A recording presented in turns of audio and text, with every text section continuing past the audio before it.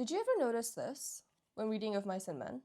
How important is setting when it comes to literature? It's important to all authors, but some pay more attention to it than others. Consider John Steinbeck, an author who often begins each chapter with beautiful descriptions of the natural setting where the story unfolds. Hi, I'm Phoebe. I'm a PhD student at Harvard. Before this, I studied at Oxford, and I love analyzing literature. Listen to how Steinbeck starts his Of Mice and Men. A few miles south of Soledad, the Salinas River drops in close to the hillside bank and runs deep and green. It's clear how centrally Steinbeck places his setting in his stories. In Of Mice and Men, in that first chapter, he's describing an idyllic bankside place that serves as sort of a hiding spot and escape for George and Lenny.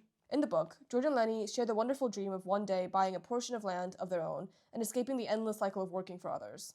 We first hear of this dream, this American dream, when they are sitting at this bank. This is also the place George tells Lenny to run to the bushes, should anything go awry in their next workplace. In other words, this bankside is not only a sort of shelter for them, but also a way of securing their future by giving Lenny a place to run to and escape from if he ever runs into trouble that might threaten their future. What's interesting from a literary perspective is who Steinbeck allows in on this scene. If you imagine this book unfolding like a play, only two people are ever present at this bankside, George and Lenny.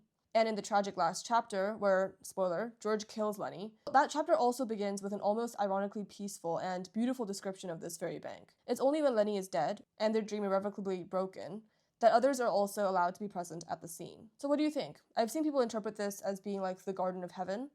Do you think this is intentional by Steinbeck? What do you think of Steinbeck's works in general?